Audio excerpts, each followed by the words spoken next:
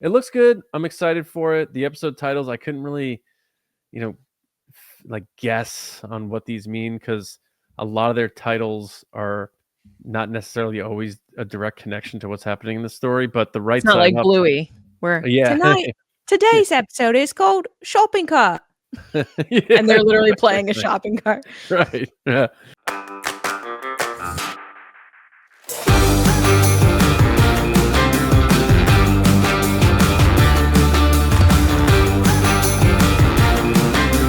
Welcome to Nerdy and Nice, everybody. This is the 25th anniversary of the first episode of this show, which means it's the 25th episode of Nerdy and Nice. And here we are to talk to you about all the nerdy things we love beyond the Star Wars galaxy far, far away. For all things Star Wars from us, you know to go to the Resistance broadcast on your favorite podcast app. It is on a separate feed. So if you're just checking out Nerdy and Nice for the first time, you're like, I'm already subscribed to TRB. I got it. You're not subscribed to Nerdy and Nice. Did you know that? Mhm, So mhm. go to Apple, Spotify, check it out, follow it, subscribe, leave a rating, 5 stars preferably. But also, if you like the video version and you're watching it, you know it's on youtube.com/@TRB podcasts. And last plug off the top, our Patreon. If you'd like to support what we do here at TRB, whether that's through your love of the Resistance broadcast or Nerdy and Nice, we appreciate your support. Please head to patreon.com/TRB podcasts. Tiers start at $5 per month. We have exclusive mini episodes on there. We got live streams. We have calls. We have a Discord server, polls, a lot of cool stuff. And you're always the first to know on what's going on in our world here. So thank you for any and all support. But we have a cool show here. But first, Lacey, how are you doing? I'm doing good. My sisters were here the past week. I haven't seen them in 2 years. So we celebrated Archie, my son's first birthday over the weekend with you, John. You were there. Yes. It was a good day to just be with family and friends after, a pretty crazy year, I would say, for everybody. It's just craziness. And then as we get into the holidays, it's super fun, but it was a nice kickoff for me of the holiday season of I luckily have 2 children born in November, so I get to like celebrate from now until basically Christmas. Very cool. Very cool. Yeah. Yeah. Did you have a good time? I had a wonderful time. I can't even like nothing like specifically stands out because it was all just such a good time. Just so good. Just so wonderful. It really was. And your sisters, I think they were pretty enamored with me, I have to say. And then our daisies hung out. Daisy They and Daisy did. were together. It was double-barreled action of Daisy at the restaurant. Yeah, good times. And I hope more importantly that Archie remembers this party for the rest of his life. You won't, but I will. Exactly. That's it. So Lacey, before we get into what's happening, our main news stories, because if you look at the title, there's a lot of meat to get into here. Did you hear that rumor? I don't think it's confirmed. I think they did confirm they're making more Pirates movies, but the latest rumor is that Johnny Depp is not going to be involved, and they're making multiple different Pirates movies, and he's not going to be involved in either of them. Is this a massive mistake? Should they just not make Pirates movies? Because it's Jack Sparrow is the DNA of that franchise now, in my opinion. What are your thoughts if this is indeed true that no Jack Sparrow but Pirates continues on? So I was just double checking before I said this because I thought that this was the case. May 20th, 2024, the new Pirates reboot is a spin-off with Margot Robbie, and it's still in the works. The thing to remember about Margot Robbie is she just had a baby, like I think like a month ago to a couple weeks ago. Yeah. So it's going to be a little bit before she's in pirate fighting shape. I'm sure she'll do it quickly because she is amazing and has probably a personal trainer and everything, but just to, spend time with her newborn. But it's set to start shooting next year. So it actually is true. It is happening. I don't know if the Johnny Depp stuff is true. It was true up until his court case, which he didn't, he was not guilty of what he was being sued for. So then the big question up in the air was, is Disney going to go by that? Are they going to go by their own choices? what's the story there, because originally they were like, we're not having him in it because of all this bad stuff that's surrounding him, but now that that stuff's cleared up, the question is, will they now? Because he is one of the most iconic pop culture characters like ever. um I don't know, it's weird to have a pirate movie without at least a cameo from him, so I guess we'll see what happens, but I'm interested because Margot Robbie's in it, and I know on our Patreon we had asked our community what actor would make us go to the movies just to see them, just from like who they are. And I didn't mention her. I mentioned Glenn Powell, which is also true. But I would definitely say she's up there for one of the people that I would love to see in anything. Yeah, so that report I read did mention what you had said from May, and it said that the Margot Robbie movie is going to be the continuation of that main series, and Hmm. that there's a second movie that is going to be in that universe that is separate. Oh, I totally misunderstood what the story is then. I was like, yeah, of course they're making this. They already announced this. So this is a second one? Yeah, and they're saying he's not involved in either. So I mean, we'll see Mm. what happens. Like to your point, things change, and if you go like we were just at Disney, and Jack Sparrow's still all over the ride, and nothing changed from that perspective, and they have him in the park still. So we'll see what happens. But then the other quick story at the top, a feel good thing. Anna Kendrick, first movie she directed. I saw it. I don't know if you saw it yet, but I want to look up the true story first, and then mhm. I think I'd watch it just so I know what's going to happen, because my anxiety is like peaked when you were like, this is a movie that's going to drive you nuts. Oh, yeah, it's very intense. But yeah, so Woman of the Hour, it's available on Netflix. But Anna Kendrick donated all of the proceeds or revenue from that movie uh to for $11 million to RAIN and the National Center for Victims of Crime. So it was a nice good feel good story, someone in Hollywood doing Insane. something good. So Yeah, she uh said she couldn't imagine taking money from that. She was yeah, like, "No, this should go to the people that need it." very cool. So Yeah. that's that, and now it is time to hand it over to Gilly for what's happening. Human sacrifice, dogs and cats living together, mass hysteria. Enough! I get the point. Lots of stuff happened this past week. I would say a lot of Netflix stuff per usual. I think Netflix is just killing the game when it comes to pop culture right now, and their big kind of IP franchises are all gearing up for big seasons, finales, etc. Kicking it off is Stranger Things, which released a bunch of stills from the set for Stranger Things Day, which was November 6th, which is that 11's birthday? What was why is it Stranger Things Day again? Oh, 11/11? No, because this is 11/6. I don't know. Hmm. I don't remember the reference. I thought it was 11/11, but 11/6 must be like the day that is it might be 11's birthday, I think, but we'll figure whatever. It's Stranger Things Day. And they release these pictures from set, which is cool, which shows the boys that are much older in high school. I love how Dustin's character, it has this like like curly mullet. Big time mullet. That's a hockey player Yeah. mullet. That definitely is. There's something really nostalgic about their lunch trays. They're in the lunchroom and they have those like individual trays. Love it. Mhm. A picture of the guys together in the lunchroom.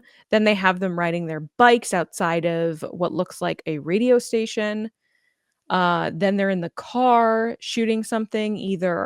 This looks like it might be not on scene, like a break in between scenes, because they're all laughing and smiling, which is usually not during the scenes of Stranger Things lately.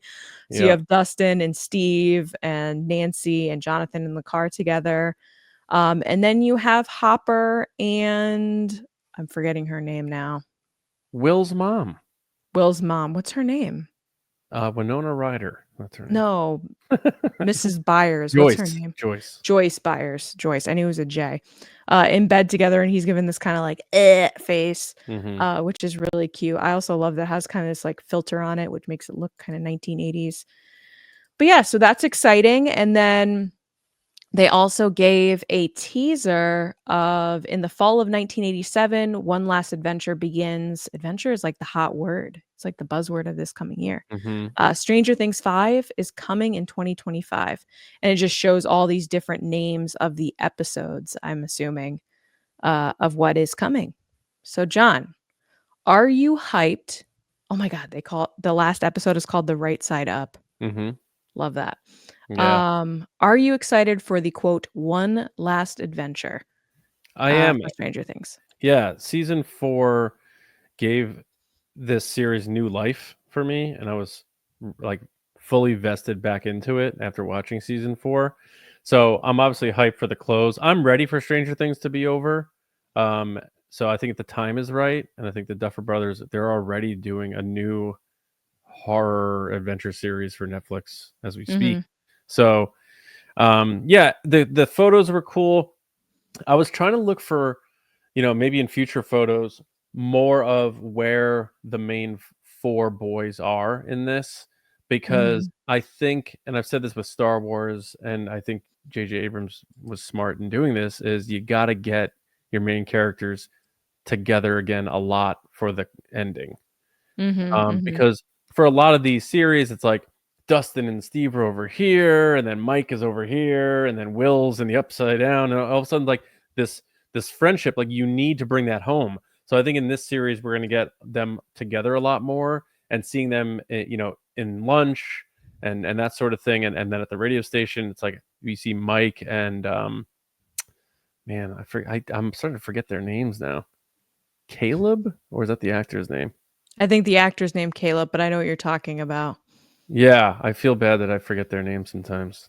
But anyway, seeing them together is cool. And I see Dustin's wearing like headphones and there's a CB radio. So he's Mhm. clearly going to be the one doing the operating or communication from whoever's at that radio station and they're on the road or whatever. Lucas, how did I forget Lucas. that?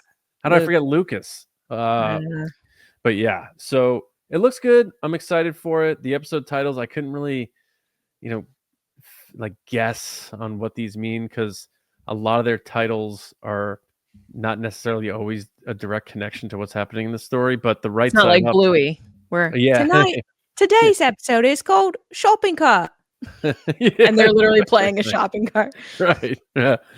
But the finale is going to be directed by the Duffer Brothers to close it out, which is cool. We know Sean Levy's in there. But yeah, so the crawl, the disappearance of blank, and it's blurred out. The Vanishing of Blank, and Oh, it's got this kind of glitchy, it the doesn't show vanishing what the of, name is. It is 2 words. yeah. Like, there's clearly a space in the middle, so Any the guesses? question is that's what I was gonna say, what do you think maybe it's Steve Harrington? So could be. I think people want Steve to be front and center a lot because of the I face. think that people don't want him to know. Yeah. I think it's going to be maybe Joyce because it was always Will and they figured out how to like save Will from that. And then Hopper disappears and he comes back. What if like Vecna takes Joyce to lure Will back into the Upside Down? But doesn't he want 11? I think Will, because at the end of season 4, Will like still sees the sky. Will's still very involved in what is happening Yeah. here, I think. But yeah, I don't think it's like the disappearance of Will again. That'd be dumb. It's not going to be 11.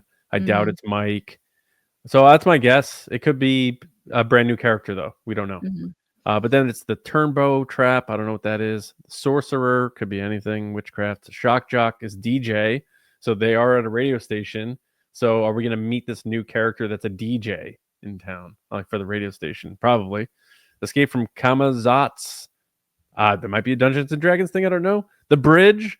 Is that a bridge between the Upside Down and the right side up? And then we have the right side up. So I'm excited.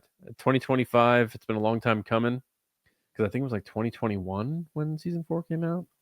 It's like during the pandemic. So 2019 was definitely season 3 because I was in Colorado. So 2021 or 22, yeah. Yeah. Yep.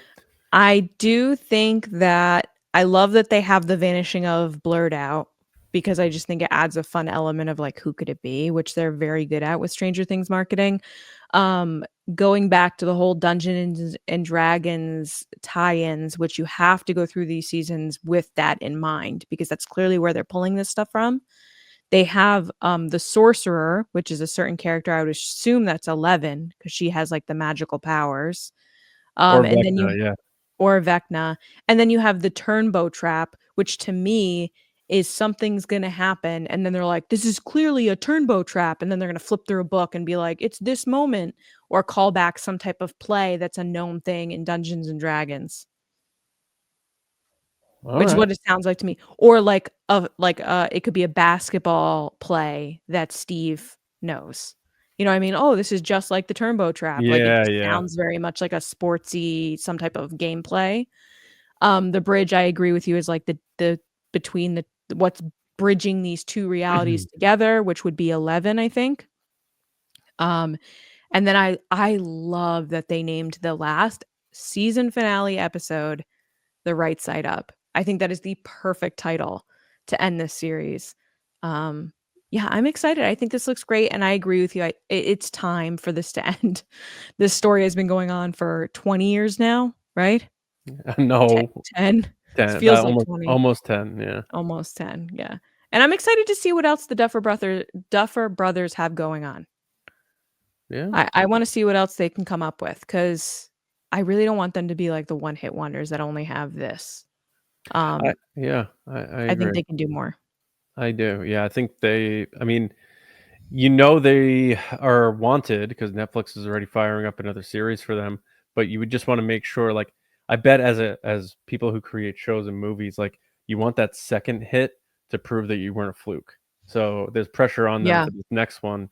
It sounds like it's similar genre. I don't think it's gonna be like kids necessarily, but I'll check it out because Stranger Things has been very solid for 4 seasons so far, going on 5.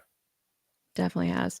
And I think that goes back to the idea that we've said, I know, on TRB before, but we've also said here, is when you plan out a show like they did with certain number of seasons, you can always extend that, but they always had in mind where this story was going to go. It wasn't like a random, hey, yeah, I guess we'll make another season. It seems like they very much were like, no, Netflix, we're doing this many seasons, and you're giving us this many seasons, and that's how we're going to end the story. Or at least they had an idea of where they wanted it to go, and as they started going, they're like, we probably need 2 more max, or that type of thing. Yeah.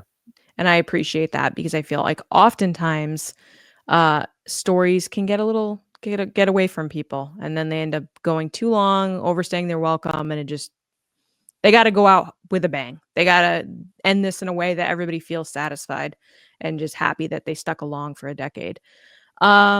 Similarly, other diehard fans, Game of Thrones movie is in early development at Warner Brothers. John, I'm going to let you take the lead on this one, because you're definitely the bigger Game of Thrones fan. So what are your thoughts? Well, because I've seen the show. I mean, yeah, I haven't seen the show, and I don't really know much about Game of Thrones. So I'm letting you kind of, do you think it needs to be? I don't think it does. But again, I'm not the fan. So I know Benioff and Weiss got a lot of crap for the last season, but I think what people need to be reminded of, they wanted to end Game of Thrones with movies, and HBO was like, nope, this is going to stay HBO legacy. We want it to live on HBO. We want to be able to watch the beginning and the end on HBO. So they were like, all right, we'll do the season, and that's what you get. So I wonder, like, there's not enough details on this. They don't like say who's attached. I don't see that Benioff and Weiss are attached. And they said, I believe in the article, there's no like director or anything attached. So it sounds like the studio, Warner Brothers, just wants to do it, and they're saying we plan on doing this, and that's where they're at. So it's hard to get excited because we don't know if it's before Game of Thrones, after Game of Thrones. Is Benioff and Weiss going to be involved? Or is George R.R. Martin going to be directly involved beyond a executive producer? There's a lot of questions I have, but where I am excited is that's what they wanted to do, and if they do go tell stories after season 8. They may be able to repair some wounds with fans, that were upset by it. I enjoyed season 8. I had no problems with it. It wasn't my favorite, but it didn't kill the series for me or anything like that. So I think Game of Thrones movies would do really well. Imagine like how good the show looked on TV, what they can do with that same budget, but in a 2-hour or 3-hour movie. Sky's the limit. So I'm very interested. It's just, that's all we have to go by now. Sort of like when we were talking on TRB about the Simon Kinberg stuff. We didn't really have enough details, but I'm in on this. I even think people who were upset about season 8 of Game of Thrones are going to be at least intrigued to see what this is about. So I think this is good stuff, and I'm curious to learn more. So Warner Brothers has been spotty with fans and some of the way they're handling their things. Maybe they're trying to get things right and getting the Game of Thrones movies out there. You know, they're seeing Lord of the Rings making more movies, and they're like, we're the Lord of the Rings of TV. Lord of the Rings came to TV on our turf with Amazon. Maybe we should take ours to the big screen.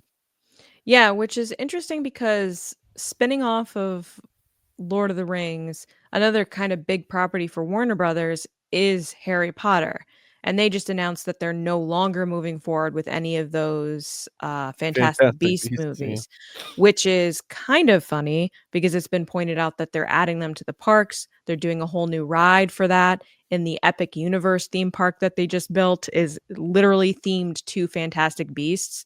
And then they're not making any more movies in that IP.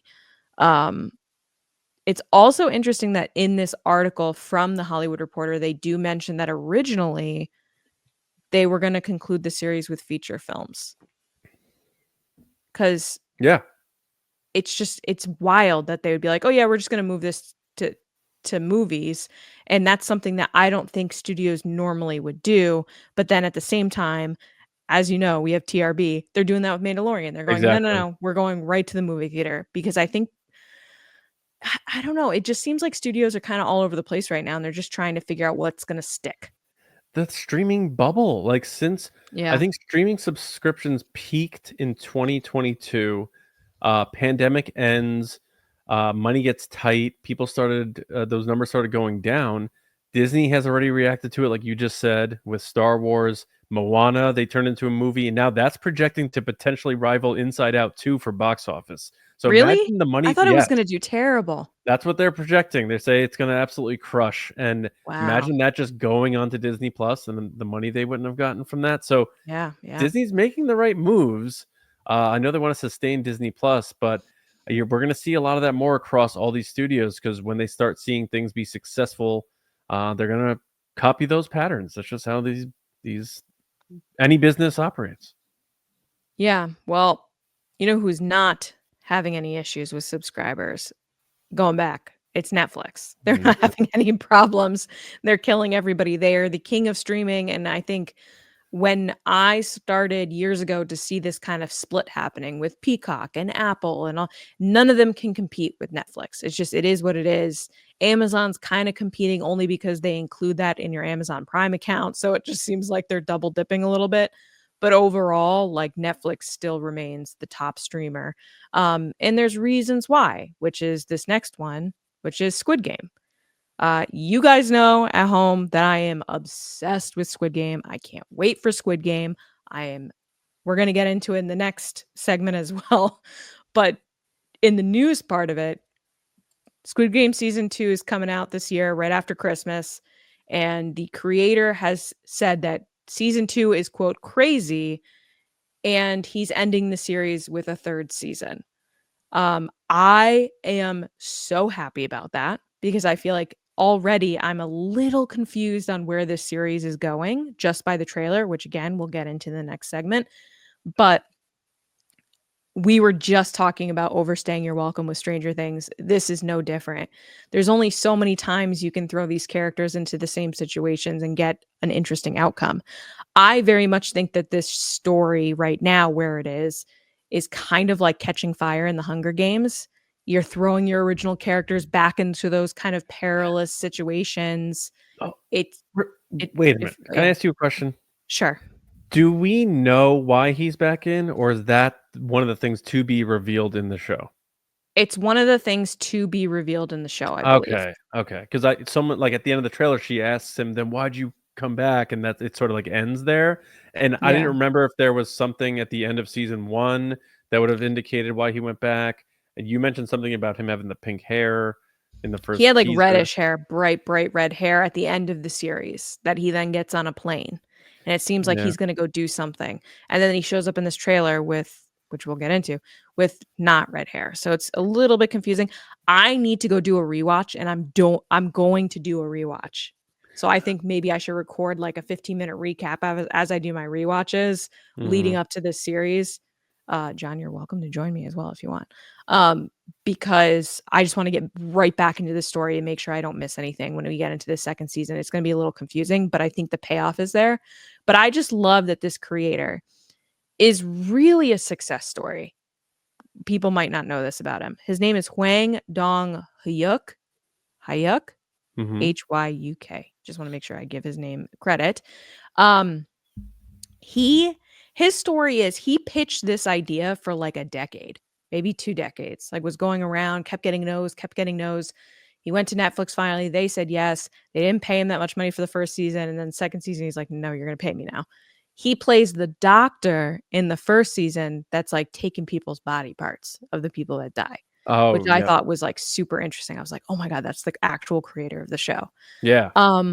But are you interested in the second season? Are you happy they're ending it in 3? He says that he felt a lot of pressure going into this because of just so much anticipation and what people are expecting.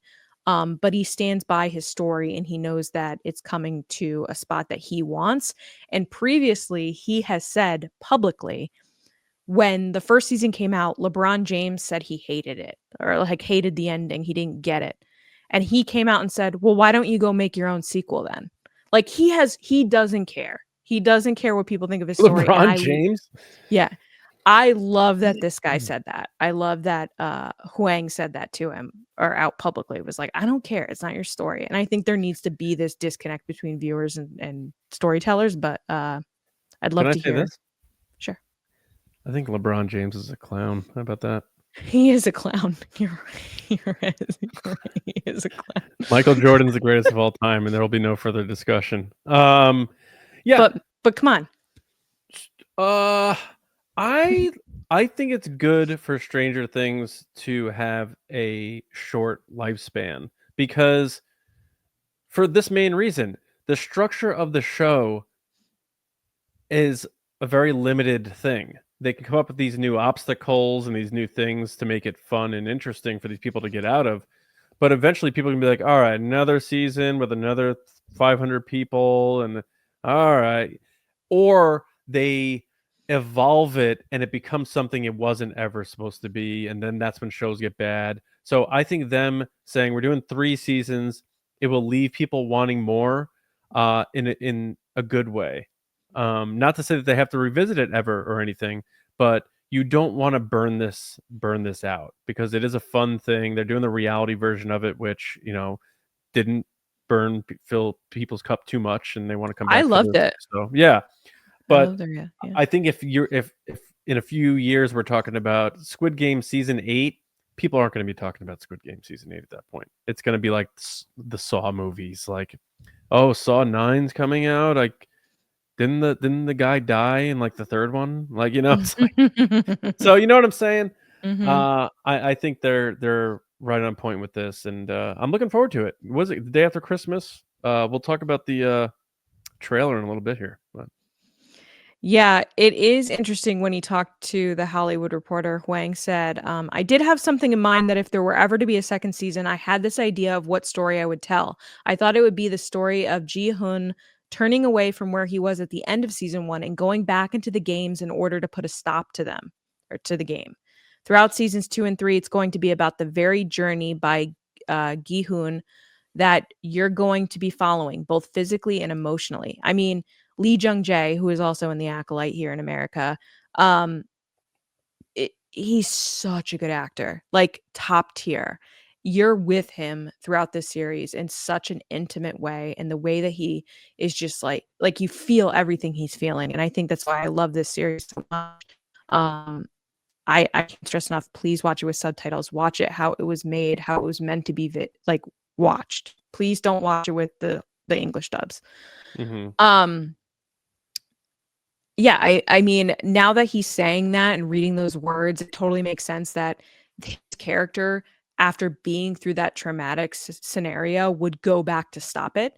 And I think that answers your question, John, of like, I don't understand, like, how is he back? He's going back to end it. And that's what they show in the trailer. So I guess we can get right into the trailer if you'd like.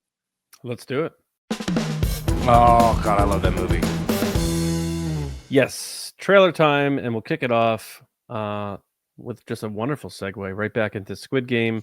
So yeah, December 26th, Netflix, Squid Game. Lacey, remind me, do they episode dump Squid Games, or do they do it in like waves?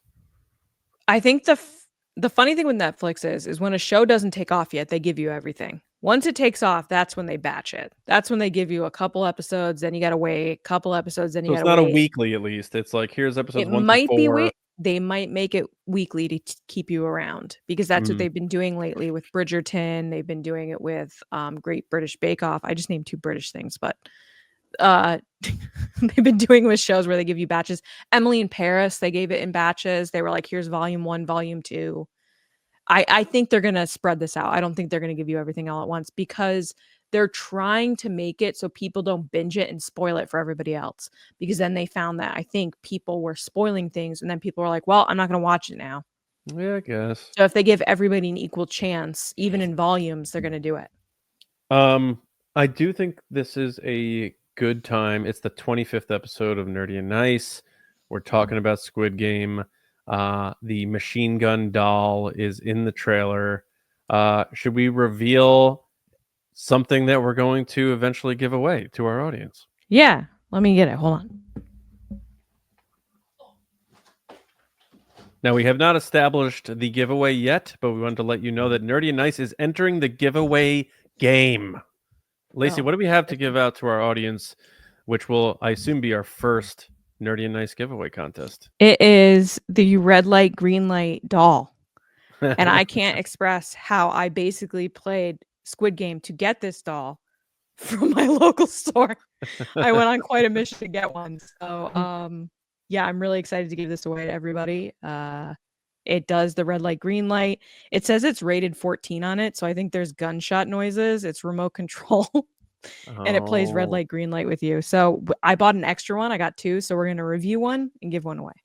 yeah. And we will let you know what that contest is and when it comes out. Maybe closer to the holidays when Squid Game's around the corner.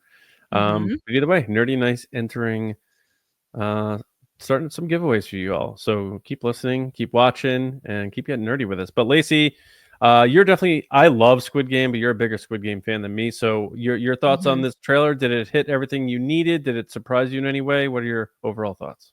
I loved it. I thought it was great. It was awesome to see Lee Jung Jae back again. Um, like I said earlier, he has this like red hair at the end of season 1, and I haven't had a chance to rewatch it, but I'm pretty sure based on what the creator said, he has the hair as like his new phase in life, and then he decides, you know what, I can't keep living my life. I gotta go back in the games and stop this. And I think he's on like a tarmac, not a tarmac, but a hallway going to a plane to leave, and he turns and goes back through the crowd. I think that was the last shot of the show, now that I'm thinking about it, where he's coming back through the crowd of like, no, I'm coming back. I'm not leaving. I'm not ditching. I'm not running away. I'm facing this head on. Mm-hmm. And so he's back in the games again, and it kicks off with the infamous red light, green light. Yes. And it looks like he's helping the other contestants by telling them not to move. Now it gets a little tricky where you see like a bee and another girl screams. I'm assuming that as he goes through this, he thinks he can outwit and outplay the game maker people, but he's going to lose because I think they're going to put bugs and stuff in this game to get people to move. Bees, snakes. Oh, really? I think they're They're going to fear factor Squid Game? I think they're going to throw stuff into this game because right now he's going to win because he's telling everybody stop, go, stop, go. That's not fun for these rich people to watch because remember, they're doing this for rich people. Well, yeah, he's also telling everyone like we have to leave. Like, let's leave. You're all gonna die. Like, And once again, it's that crazy situation of, which by the way, that first shot is a shot right through the head and they show you the blood and everything. Like, yeah. man, it is dark. But they show you the next segment of do you want to play or do you not want to play? And Yeah. he picks his like, hey, no one should be playing right now. And all it does is divides everybody into 2 teams. Yeah. So it's an interesting cat and mouse dynamic of he thinks he has the inside knowledge of who's running this game, how this works, how I'm going to win. And they're like, no, we've done this for longer than you have, and we know how to outsmart you. How are you going to survive this? But at the same time, he has that, and he's still telling everyone like, we have to leave. We're all gonna die. Like, you're all gonna die. And they So don't care because they want the money. And it's the human aspect of, what are you willing to do for money? How Oh, I know. greedy are you going to get? Which is Yeah. crazy because they announced an American version of this. It's being done by David Fincher. I can only imagine how deranged that version is going to be, even outside of this one. Because I Yeah. feel like Americans are even crazier when it comes to money like this. It's Eve and the Apple. It's Elsa and the Grail at the end of Last Crusade. It's the temptation and throwing away the fear of demise for the chance of fortune, you know? And they like that. It's such a unique show when it came out, and it came out of nowhere. It Like, did. It really did. and it took everything by storm. So yeah, I liked the trailer. It feels like it has a higher budget, which I'm not surprised. I just hope they didn't go too far where it loses the feel of watching Squid Game. I don't think they did. Mhm. But Lee Jung Jae, you know, I like him through Squid Game, and feel like he was underused in Star Wars a bit. But it's good to see him back here, and I'm excited. Yeah, the one thing I kind of have a question about is one of the side quest stories in the first season is the brother of the ultimate game maker guy is a police officer. And he thinks his brother went missing, and all these years his brother's been running these games. And remember, he confronts him, and the brother shoots him, and he goes off a cliff. Oh yes. And you're like, oh my God, he killed his own brother. Like, that's so messed up. Now, part of me was thinking, well, you don't see him actually die. He just goes off a cliff. He could have shot him in the stomach, which we know in TV and movies doesn't matter. Like, apparently your stomach is totally fine. If you get shot there, you just kind of wake up a little hurt. Don't try it. No, please don't try that. Because he's in the trailer. The police brother is still like doing his investigations, unless they're doing flashbacks. Flashbacks. Mm. But it's just kind of weird. I'm like, okay, how does that story work now? And I know that they've said already that while they have the red light, green light one in there, which is so iconic at this point, you have to have it. Every other game they said is new. That's what, And it's that was a Korean thought I school had. games. Yeah. Yeah. Okay. And his name is Song, right? Lee Jung Jae. Song. Ji-hoon. Oh, okay. Ji-hoon. The only thing that will crater this show is if at the end of the season it turns out he was now in on it the whole time or something like that. Oh my God, I couldn't. I need him to be the innocent person or like Yeah. the good guy. The good. Yeah. That would crater the show. So I hope they didn't do that. Yeah. But yeah, it looks cool, looks exciting. I'm glad they did change stuff up, but it is smart to kick it off with that familiarity to remind people, remember when you first saw this show? Like, we're going to remind you of how awesome that was. Yeah. That whole thing, that whole yard is Oh my like the gosh. same. Like, it would be, I wouldn't be surprised if like you saw like the blood stains from someone in the first season on the wall or something. Like, you know. But how crazy is it that they're bringing that game back and you and I automatically go, oh my God, the game's back. And that's what the contestant thinks too, is he Yeah. thinks, oh, I got this. It's the same games. And they're going, no, it's not. And that's Yeah. kind of a wink from the creator too, because the viewer's going, oh, they're going to do all the same games. And then he's going to hit you with these new ones that you didn't even know were in the plan. Yeah, exactly. Yeah. Yep. All right. Next up, we have a little slate of mini teasers from Marvel for their Disney Plus output.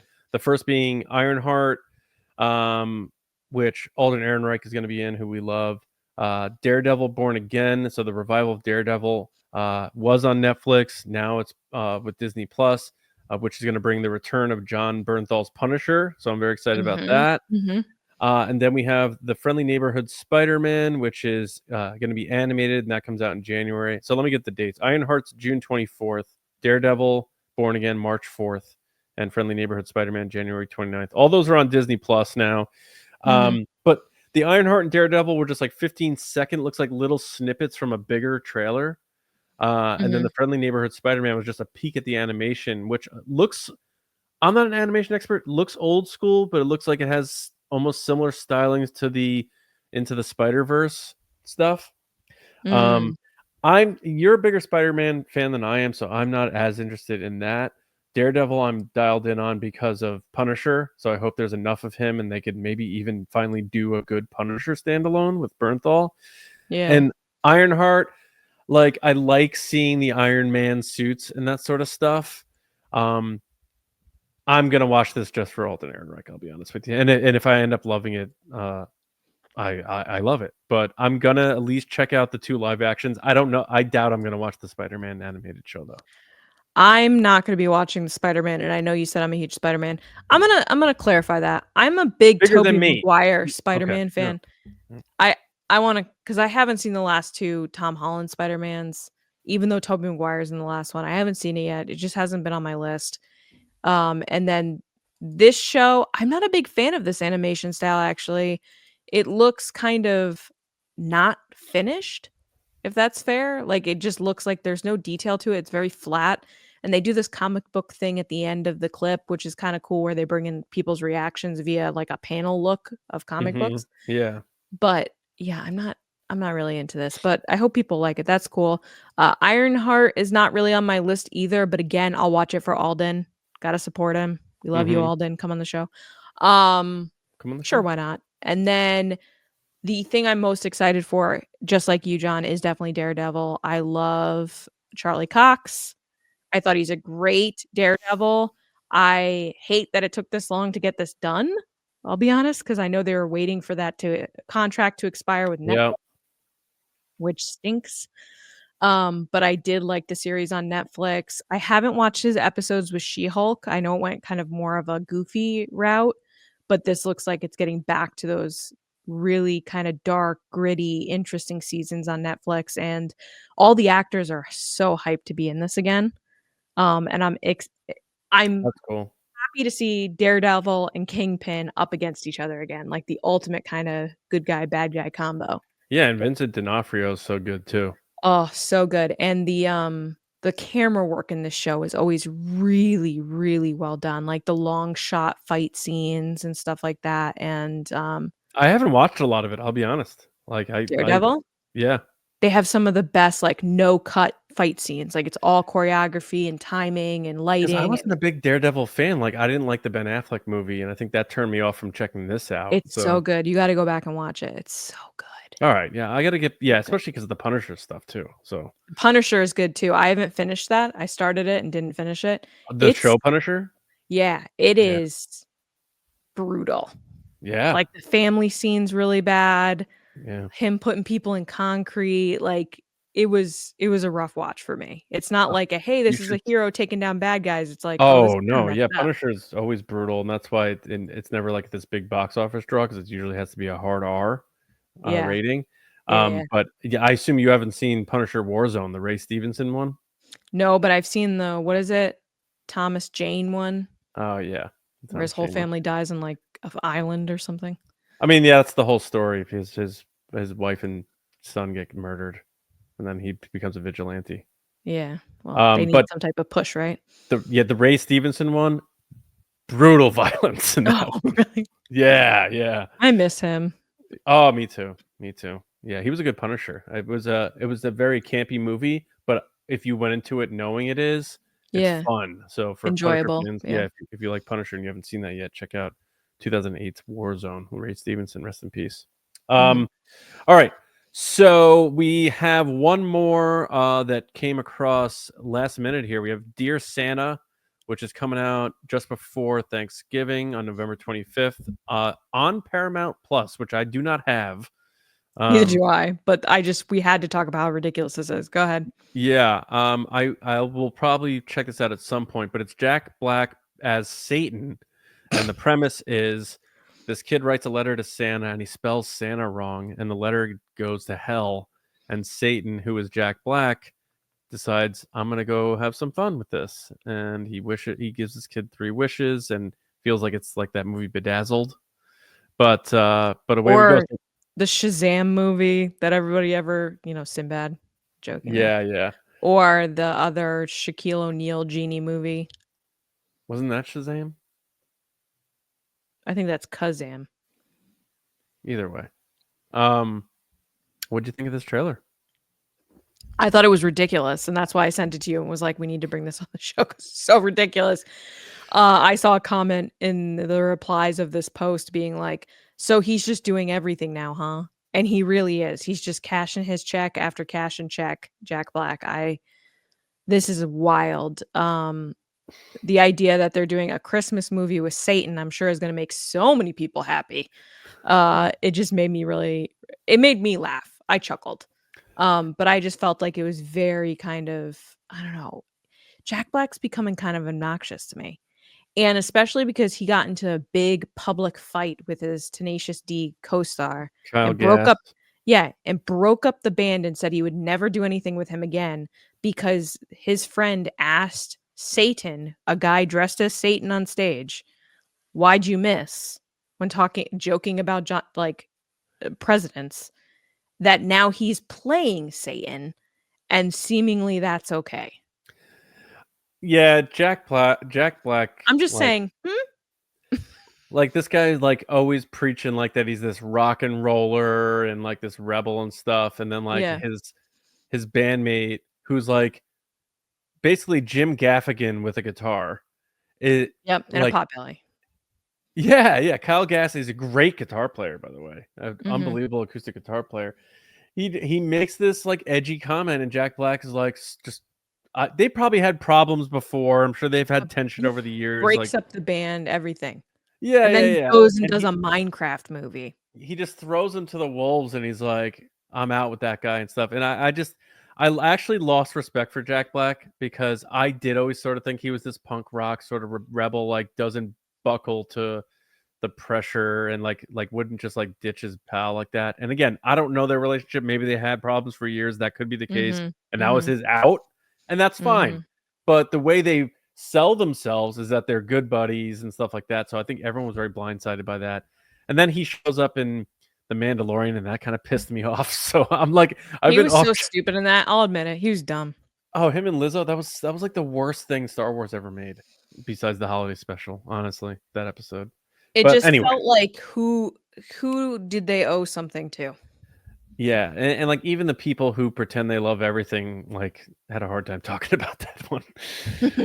But yeah, so I think this looks stupid. The humor feels old. It feels dated. It feels like it would be funny when around the time of Tenacious D and the Pick of Destiny came out, like 2007 or whatever. Like, and I'm not saying that stuff from like then is not funny now, but there's something about this that just didn't hit with me at all. I didn't laugh. I didn't think it was all that funny. I have I'm not offended by the premise at all. I think that's funny. I'm not offended by it either. Yeah, I think that's funny. It's not going to be a funny movie. I think everybody's trying to cash in on Christmas. Like Christmas movies are the big thing now. I feel in the past few years they've really ramped up on Christmas stuff. And I know they released a trailer, I think last week, which we didn't get to talk about because we took a break a little bit. With Lindsay Lohan is doing a new Christmas movie for Netflix where she's like going back to her old ex's house for like a Christmas, and she's with one boyfriend. But didn't you want me to guess the plot? This isn't Hallmark. This is Netflix. Lindsay Lohan has like a deal with Netflix that she makes all their rom-coms right now, and I'm okay with it. But it just feels like Netflix is doing this whole campaign too, that like the holidays start on Netflix. And look, I've never been happier. I love a good Christmas movie, but this movie looks so dumb. And that's saying something when I know that there's tons of movies that are out there that are like horrifically like horror movies or gory movies or something that like is totally on the opposite of what a Christmas movie is, themed to Christmas. And those are still better than this one. Yeah. Like Terrifier 3 is a Christmas movie, but I still kind of understand that one compared to this. Just seems like a weird money grab by Jack Black. Like it seems like they're redoing something. I don't even know if it's a money grab. It's going directly to Paramount Plus. Who knows how much he got paid for it? Maybe Hollywood's tired of Jack Black. When's the last good thing he's been in? I'm not trying to be a jerk about it, but it's like Jumanji, maybe. He's been Jack Blacking for a really long time. He Jack Blacked before Jack Blacked.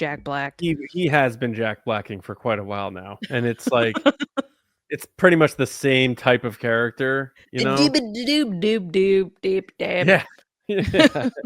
It's literally what he does every movie, and he's like, "Whoa!" He's like, Chris Farley died, and I'm gonna take over his lane now for the next 30 years. That's pretty much what has happened. And that I like Actually, Jack The Black. Holiday. The Holiday is the last good movie I've seen him in. And he forgot he was in that too, which is funny. He did forget. They asked him on a red carpet. They were like, "What's your favorite Christmas movie?" He's like, "I don't know, this one." They're like, "How about The Holiday?" He's like, "Oh, well, I was in that." He's like, "Oh yeah, yeah." And I'm not trying to hate on Jack Black because like he seems like an all right dude and all that, but I'm not gonna see this. I don't care. This movie sounds stupid. All right, let's get into what we're watching, and then I'm sure I'm gonna be quizzed on the latest batch of Hallmark holiday specials. Yes, you are. So, what are you watching? We can never leave the house and would just probably sit around all weekend and watch TV. Go on. I am watching The Penguin every Sunday night when the family goes to bed. I watch the latest episode. It is fantastic. I still think Batman might show up in the finale, which I think came out last night. So I will let you know next week on Nerdy Nice my overall review of Penguin. Also finished Only Murders. I haven't finished yet. I'm up to the end. Okay. So I remember when we first talked about it, I had worries about it jumping the shark. I feel like it is starting to fade, but I still liked it. So onward I go to season 5. Keep giving Can me I Martin tell Steve you? Martin and Selena Gomez, and I'll be fine. Can I tell you what episode I'm up to? Mhm. So Matt and I watched the recent episode with Ron Howard. Shout out to Ron Howard. I was like, "Solo, what up?" Which I had to explain who Ron Howard was to Matt. He didn't know who that was. How do you not know who Ron Howard is? I don't know. I had to go through. I was like, Happy Days, like blah blah, blah Apollo 13. He was like, I don't know. I don't know who that is. I mean, he won an Oscar for Beautiful Mind. I don't know. Backdraft? Matt hasn't seen Backdraft? I guess not. He had no idea who he was. But at the beginning of that episode, spoiler alert for people listening. If you don't want to know the spoilers, then skip ahead. The part where Saz opens up the van and is talking to her protege, I turned to Matt and I said, "That is clearly the writer guy." And Matt was like, "What?" I was like, "That's clearly that Asian guy, the writer." And he's like, "How do you know that?" I was like, "His body language. He's sitting the same way he sat like 3 episodes ago on the couch." Yeah, but also we saw him putting on the fake beard in the very first episode of the season. But they didn't hint that he had a fake beard until the end of the episode where you found out that he had no hair because he blew it off. No. Am I crazy? Or the very first episode of the season, we see this guy looking in a mirror putting on a fake beard. And it's him. Yeah, but he explains that he put on a fake beard so people would take him seriously. Oh, you're saying the real reason. I see what you're saying. All right. He lied about the real reason, and they even caught him wearing the fake beard. Like, Charles says, "You're wearing a fake beard," and he goes, "Oh yeah, I wear this so people take me seriously. I've never been able to grow hair." So he's partially telling the truth, but he's partially not because he burned all his hair off. So when he's sitting in the van and he has the mask over his head, I said to Matt, I was like, "That's clearly the Asian guy." And he goes, "No, it's not." I was like, "Yes, it is. You could tell by his body language. He like slumps his shoulders forward." And Matt was like, "I don't know. That seems too obvious." And then by the end of the episode, he was like, "Oh my God, you're totally right." And I was like, "I'm a detective. I should become a police officer."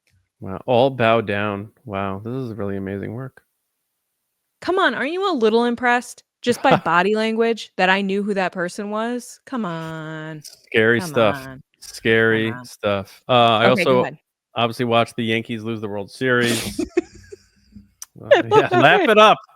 I'm laughing because you had to put that in here. You could have just left that out, but you had to acknowledge that it happened. Hey, John, what did you watch since the last episode? Watch the worst pain I could ever watch. That ending was one of the worst endings in sports history. It was literally statistically marked as the worst defensive inning in the history of World Series baseball. Oh my god.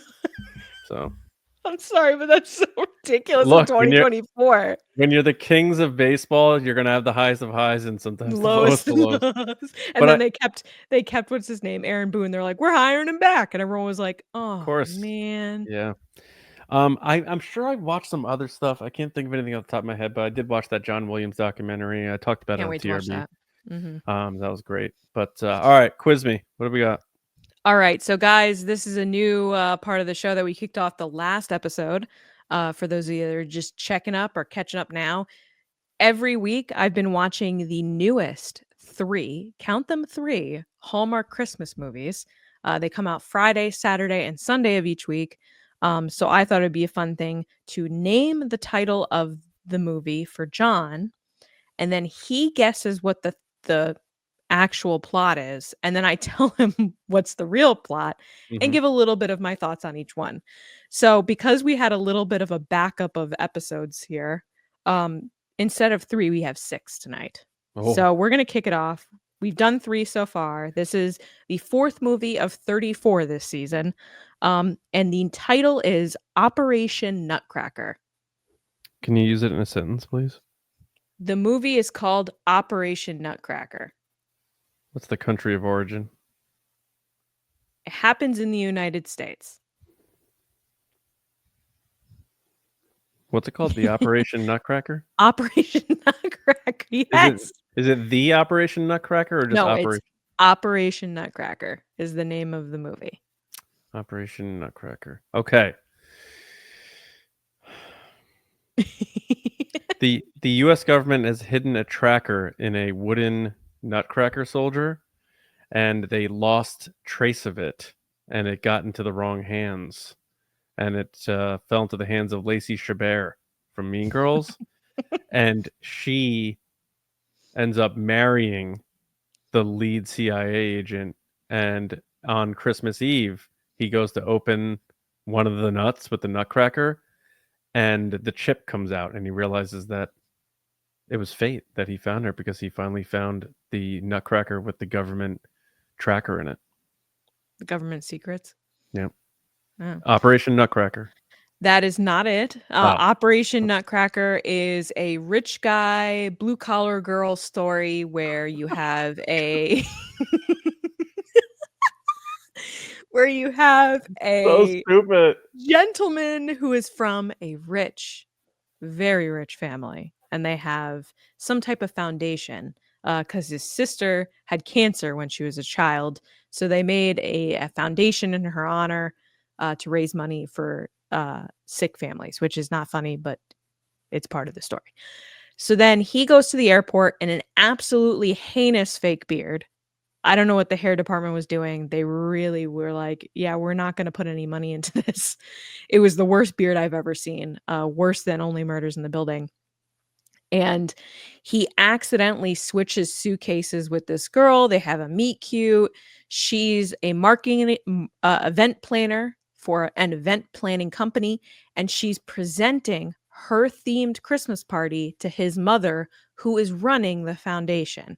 Now, the Nutcracker that he had in his suitcase was to be auctioned off to raise money for these cancer kids, and he lost the Nutcracker. So the remaining story is him and this girl go to find the Nutcracker. The mother finds out the Nutcracker's missing, fires her. She has the big moment of, you don't understand me because you've never had to worry about money in your life.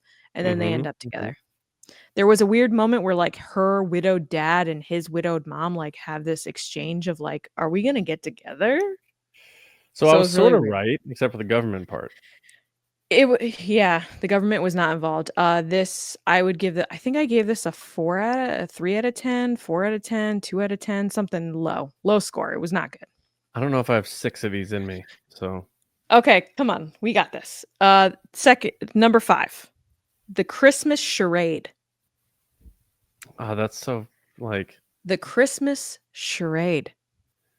so a down on her luck working woman goes back to her hometown, but wants to impress everybody, so she pretends that she's something she's not. The Christmas Charade. Okay. So it's kind of funny. It's actually similar to what you just said in the last movie. It is a woman who is it is the bookish bookworm badass girl. It's called a badass bookworm trope, where she's a nerdy girl that has training in martial arts and all this other stuff, and she gets tied up into an FBI heist where they have to where they have to figure out who's about to steal this priceless Christmas necklace.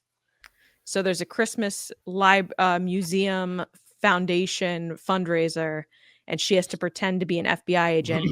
And then, plot twist, it ends up her parents are ex-FBI agents, and they've been training her whole life to deal with situations that only the FBI know.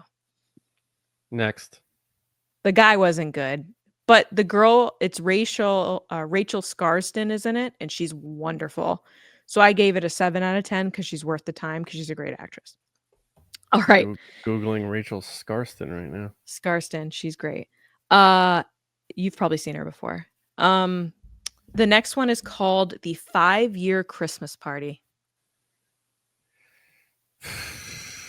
The 5-Year Christmas Party. Mm-hmm. I'm gonna guess it's Hallmark's take on Groundhog Day, but during Christmas, and someone keeps reliving the same Christmas party over and over again. Close. It's two people that met at one Christmas party, and then they seemingly keep meeting up together at like catering Christmas events every Christmas. They're both working actors, and Christmas is bringing them together, but then they're apart during the year because one works in LA and one lives in this small town. I forget where it is. It's like outside New York, New Jersey or something. It is one of, if not the worst Hallmark movie I've ever seen. It was absolutely horrendous. No one in the movie was likable except Jordan Fisher, who plays the main lead. I believe he's currently on Dancing with the Stars. The main actress was the worst acting I've ever seen. She's completely unlikable, and the whole time everyone kept talking about her like she's amazing, and I was sitting there like, am I watching a different movie? Are you This watching person with sucks. groups? What? You watch in groups? No, I watch by myself. Oh, you said these people. I thought you were talking to people about it. No, the people in the movie kept being like, "Oh, we get why you like her. She's so amazing." And I'm sitting there at home being like, "This girl sucks." Who is like, it? what do you mean? Katie Finley? Oh, she's terrible. Terrible, terrible. And she has this like Corey Matthews weird haircut going on. It was weird. Didn't like it. Next. Okay. Next is A Carol for Two. These names are so stupid. Just... Come on, John. We got 3 more. A Carol for Two. A Carol for Two. So there's a woman named Carol, and it's a love triangle between 2 guys. One guy is a high finance, and the other guy is a pump septic tanks. And the septic tank guy is like the good guy, and the rich guy's a douche. And her name's Carol, and they both want to date her and marry her, and that's why it's called Carol for Two. Christmas Carol, I get it. Blah blah blah. The fun fact is, septic guys make a lot of money, so joke's on her. I have a buddy who has his own septic business. He does very well. I was going to say rolls in money.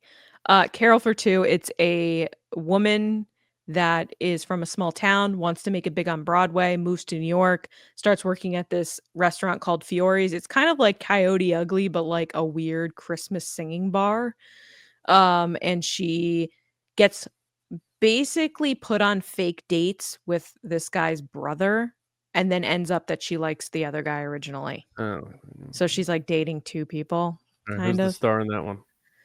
I don't know. She wasn't that good, and they put someone in the role that like didn't fit the description. It should have been like a young girl out of college, and they put someone in there that was like much older than someone out of college.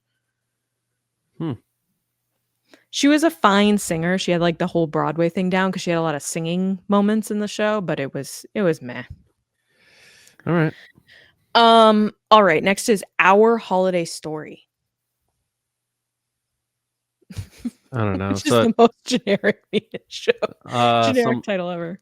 woman is dying of cancer, and her husband wrote her their life story in the form of a Christmas story, and he reads it to her as she dies in bed on What are you talking about? The Notebook? at the stroke of midnight on Christmas Eve.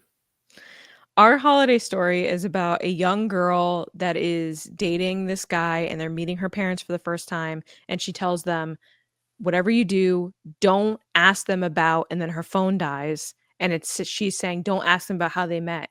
So the whole story is this guy reliving their love story by asking them how they met, and how they met was on a train going to Hartford uh, Oh, for a Christmas ugly sweater convention. oh. And then they met. She was the comptroller of the town, and he's the guy that runs the Christmas festival. And she is the one that's like managing his budgets. I'm not kidding. This is the actual movie. So the whole time they're emailing each other, and they don't know that it's them because they never got their names right. And then they find each other again, and they don't realize that she's the one that's keeping him from living his dream of having his Christmas festival. And he doesn't realize that she's the real big B that's been saying no to all his budgets. So it's You've Got Mail. Kinda. Yeah, basically. What's it called? Our Holiday Story. It's such shit. It's just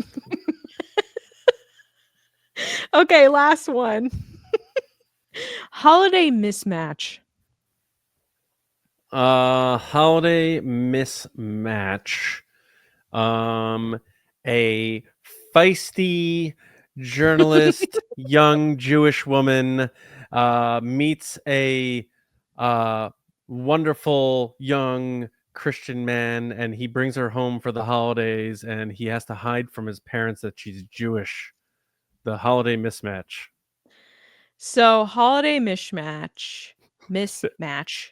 Oh my God. Might as well just call it mishmash. I want to make sure I get their names right. It's actually the two women that were in Sabrina the Teenage Witch back in the day. Caroline Rhea and Beth Broderick, the two aunts for Sabrina the Teenage Witch with Melissa Joan Hart. They play two mothers, and one's son and the other's daughter start dating, and they hate each other. So it's now they have to deal with each other because their kids like each other, but they hate each other. It's kind of like Little Italy with Hayden Christensen, where their families hate each other, but they like each other. Or, I don't know if you've heard of this story before.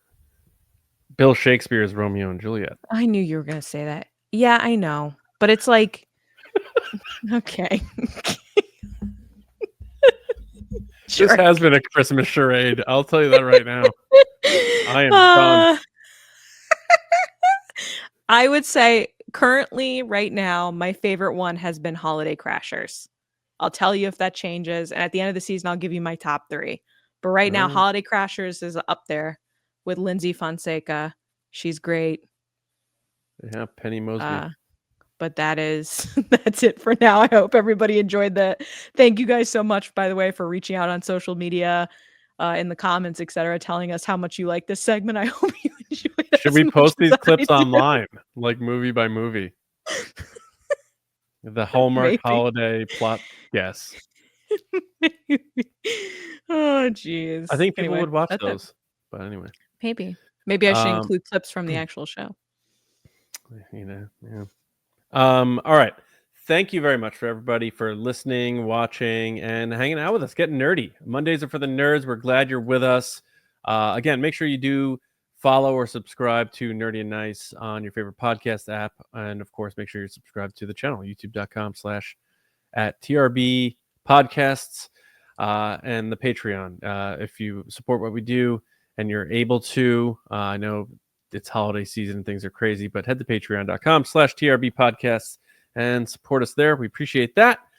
And follow us at Nerdy and Nice Pod on all social media apps, including Blue Sky, Threads, Instagram, TikTok, Facebook, all that stuff. For me, and of course, TRB, the Resistance Broadcast. If you don't listen to our Star Wars podcast already, what's wrong with you? So make sure you subscribe and listen to TRB for all your Star Wars goodness from us. And for me, Johnny Hoey, Blue Sky and X, and my movie podcast, Just Like the Movies, and Lacey. at Lacey Gilly. People can find me on social media at Lacey Gillerin, on TikTok at It's Lacey Gillerin.